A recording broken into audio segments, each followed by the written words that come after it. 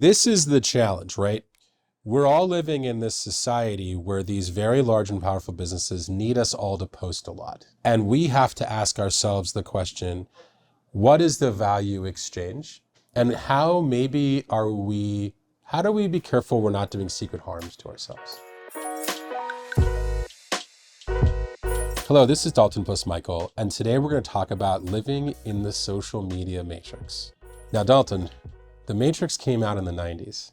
Some people watching this are nodding and saying like, yeah, I know what they mean. The Matrix, like that thing with that guy. We should just take this video and explain what the Matrix is. And that'll be the whole video. Probably. We'll just act out all the parts. What do you think? That's a good video, Michael. So we're living in the social media matrix. What does that mean? And maybe like 14 seconds on the Matrix. Okay. Can you do Matrix in 14 seconds? I'll just do one part of the Matrix. So the Matrix is a thing that is computers. For some reason, people power it. Yes. And they don't really, there's a lot of details left out on how this came to be. Sure. But the idea is, it is this big overlord thing and all these people are trapped in it. Yes. And it's feeding off their energy. Yes.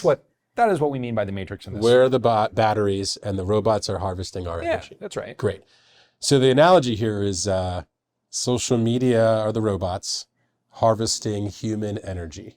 Yep. Michael and I know a fair amount about social media companies. Sure. We've started some ourselves, and Michael still is involved with one of the better known ones. And the idea is, at a social media company, you are not creating the content.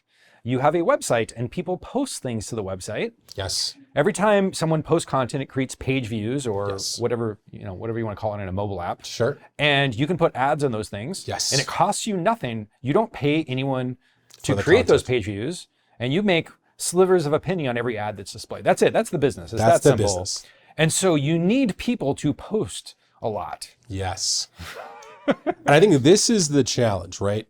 We're all living in this society where these very large and powerful businesses need us all to post a lot. Yes. And we have to ask ourselves the question, what is the value exchange? And how do we be careful we're not doing secret harms to ourselves? Yep. So how do you think about that?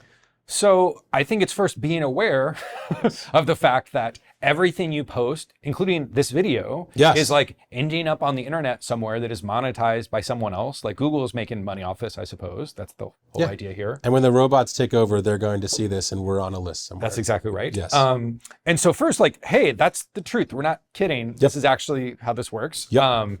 And they're not selling your data, right? That's not the business model. It's more of just page views driven. They're selling everyone's eyes looking at your posts. That's right. And then realize that there's all of these negative externalities, meaning side effects that are bad, to say in layman's terms. Yes. Yes.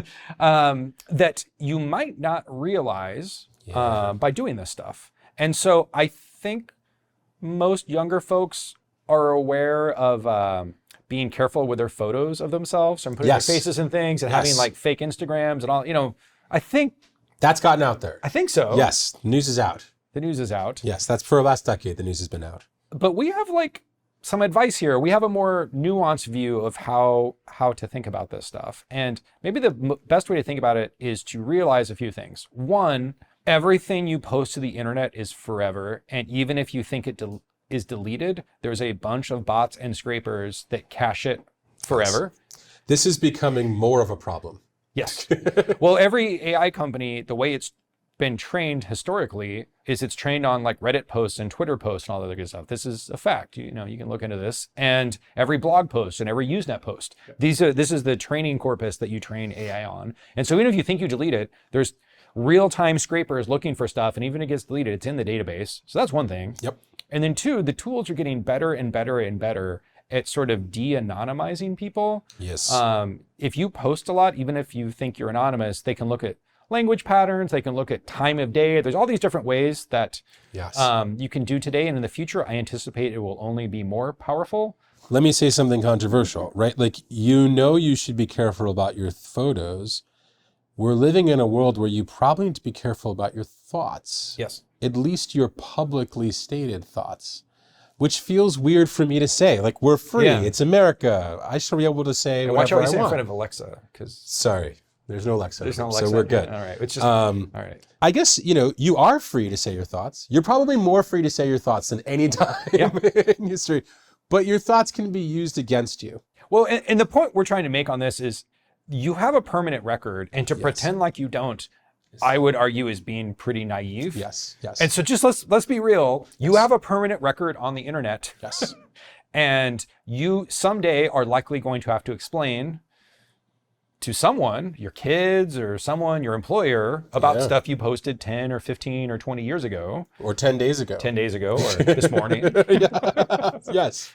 This sounds like a warning, but let's twist this into a positive. Like, if you use this strategically, it can help you. Yeah, if you're aware of this phenomenon and you are comfortable posting things that you do think are defensible, or things that showcase your talents or skills or your thoughts or your writing, you can be noticed. That is a great corpus to have on the internet to be remembered by forever. Again, Paul Graham, not writing a lot of essays as much these days. He's writing a few, but he has this great body of work of amazing essays he wrote over the years, and he's still changing people's lives by his writings. Literally, yeah. Literally. Yes. And so if you're thoughtful about the stuff that you're putting on there, either anonymously or non-anonymously, it can be great for your career. It could be great for your life. You can meet interesting people. It's an amazing thing. So we like this stuff, right? We use social media. This is we're making a video and we're putting it on the internet here. We do. We're contributing to the Matrix. We have to answer for what we say in this video. Yes. What's tricky is that the platform, charitably, the platform is indifferent. Yeah. Charitably, as long as you're generating ad views, the platform doesn't really care whether you are harming yourself. Yeah.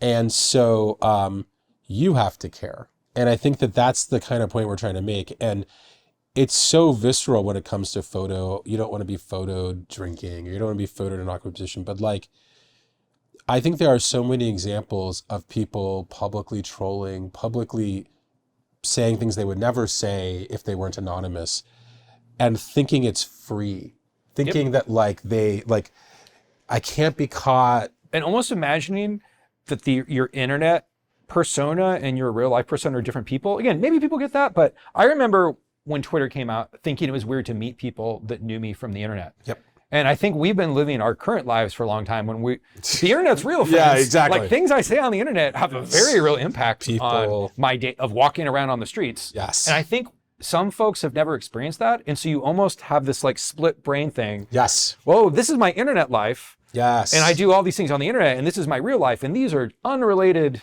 identities that I have. And that's going away. I think it's not real. I think you have to realize that things on the internet are real. So I think one of the big takeaways here is that it's a double-sided coin. Literally, there's a lot more risk posting on social media now, but you can extract literally tons of benefit, like way more benefit than maybe people would imagine. Yeah, if you think of this as having a permanent record on the internet forever that's attached to you, and you see that as a good thing, not a bad thing, you can actually build a large corpus of writing. Yes. Also, GitHub is something that already people are scraping, recruiters are scraping, of trying to find who to hire. If you just keep posting good code to GitHub over a long amount of time, it's going to pay huge dividends for you in your career as a programmer.